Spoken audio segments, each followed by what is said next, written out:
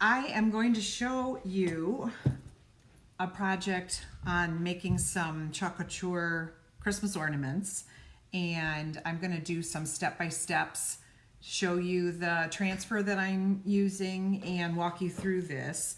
I have a few kits put together with these items that I'm going to show you as well. So welcome to Beth's Classy Chalking, and our project are ornaments.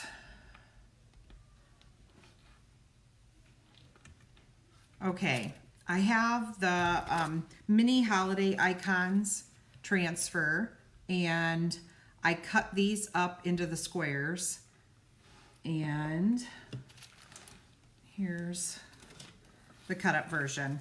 It is 12 cut up squares, but 2 sets are for a double layer.